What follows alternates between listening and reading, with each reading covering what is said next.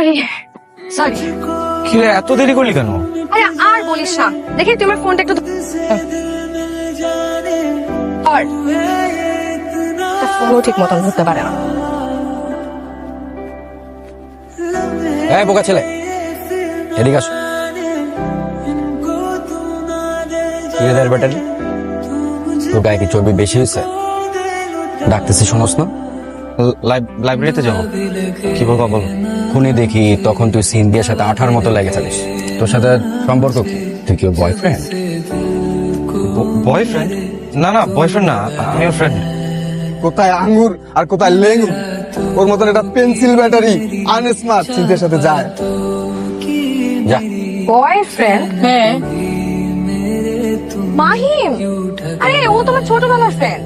প্রথম প্রথম না, মানে সবাই ফ্রেন্ডই থাকে বুঝছিস, পরে কোনো একদিন দেখবি জাস্ট ফ্রেন্ড থেকে বয়ফ্রেন্ড হয়ে গেছে। আমার বয়ফ্রেন্ড হলো না এত সহজ না। আমার বয়ফ্রেন্ডকে হতে হবে খুবই রোমান্টিক। মাহিমের মধ্যে তো রোমান্টিকের রও নাই। মাহিম আমার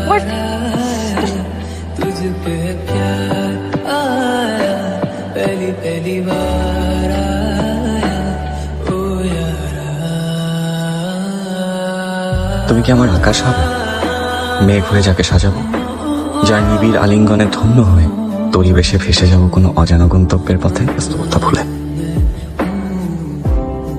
তোকে আজকে এত খুশি খুশি মনে হচ্ছে, কারণ কি? আছে বলা যাবে না। আমাকে বলতে পারবি না? আমি তো ছোটবেলার বন্ধু, আমার সাথে সবকিছু শেয়ার করিস। আচ্ছা চল।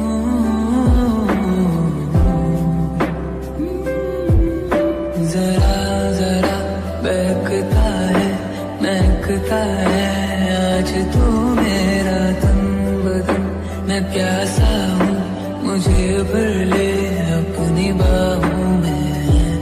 मेरी कसम तुझको सनम, दूर कहीं ना जा, ये दूरी মাহিম, कहती है I think I'm in love. মানে? মানে প্রেমে পড়েছি তো। প্রেমে পড়ছিস কার? আমার এক সিক্রেট অ্যাডমায়ারার। ও প্রতিদিন আমাকে একটা করে গোলাপ দেয়, প্রতিদিন আমাকে একটা করে কবিতা পাঠায়। যাকে চিনিস না, জানিস না, দেখিস নি কোনোদিন, তার প্রেম পড়ে গেলি? ও আমার দুর্বলতা বুঝে। ও জানে আমি কিসে পড়ি, যে এসব করছে সে খুবই সিরিয়াস। তো সেটা কি করে বুঝলি? আমি তাকে চিনে ফেলেছি। কে? আমাদের ইউনিভার্সিটি। সিনথি, তো ভালোর জন্যই বলতেছি, একটা লাফাঙ্গা ছেলে, ও তোর সিক্রেট অ্যাডমায়ার হতেই পারে। সিনথি, তুমি এখানে? চলো।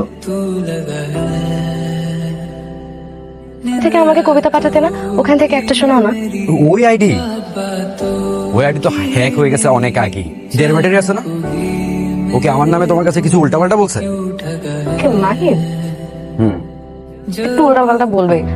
ও আমার খুব ভালো ফ্রেন্ড, ও আমার ব্যাপারে অনেক কেয়ার করে। কেয়ার?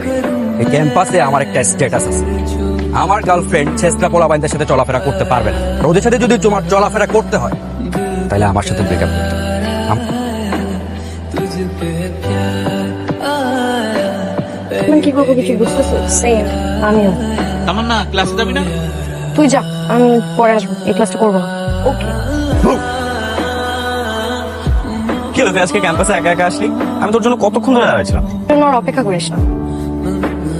অপেক্ষা করবো না মানে? আসবো, তবে তোর সাথে না, জনির সাথে। আসো আসো, এটা হচ্ছে কি আমাদের প্লেস, আমরা এখানে আড্ডাবাজি করি। তো আমাকে এখানে নিয়ে আসছো কেন? আচ্ছা, তুমি সবসময় এত তাড়াহুড়ো করো কেন? তো এদিকে আসো। ভালো লাগছে না, চল না যাই। আচ্ছা বাবা, চলে যাবো তো, আমার ছোট একটা কাজ আছে, কাজটা শেষ করে আমরা এখান থেকে চলে যাবো। হ্যাঁ যাবি, যা বসো। তুমি ভালোবাসলে না বিশ্বাস করতাম, বিশ্বাস করলে আমার সব কথা তুমি শুনতাম।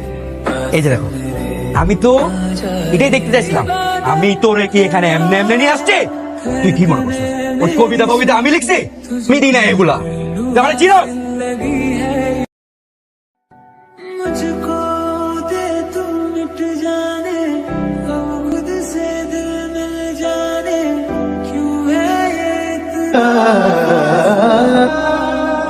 আমি জানতাম এই মায়ের ক্যারেক্টারে যে সমস্যা আছে। এটা একটা ভদ্র পাড়া, পরিবার নিয়ে মান সম্মান নিয়ে এখানে বসবাস করি। আমরা তো একটা ভদ্র মানুষ মনে করছিলাম, কিন্তু আপনার ভাইয়া যা দেখালো। সাদা বুঝায় কথা কওয়ার কোনো দরকার নেই ভাই। আপনি দীর্ঘদিন আমার বাড়ি ভাড়া আছেন, আপনার অনেক ভালো জানতাম, কিন্তু মানুষ গুছায় আপনার মেয়ের নিয়ে এলাকা ছেড়ে চলে যাবো। কিসের শুক্রবার? ওনাকে কালকেই যেতে হবে। ব্যর্থ হওয়া মানে হেরে যাওয়া নয়, ব্যর্থতা নতুন করে শুরু করার প্রেরণা। की मेरी चाहत बातों की मेरी चैन को क्यों ठगा जब सांसें भरूं मैं आंखें भरूं मैं नजर जो तू आया दिल को करार आया तुझ पे তোর কথা সেদিন শুনিনি, তাই पहली बार आया ধন্যবাদ। ভালোবাসি প্রশ্ন করেছে, সন্দিহান চোখ দুটি দ্বিধাহীন নেই। ভালোবাসি যদি হয় মৃত্যু পরিণাম, জেনে রেখো তবু আমি ভালোবেসেছি।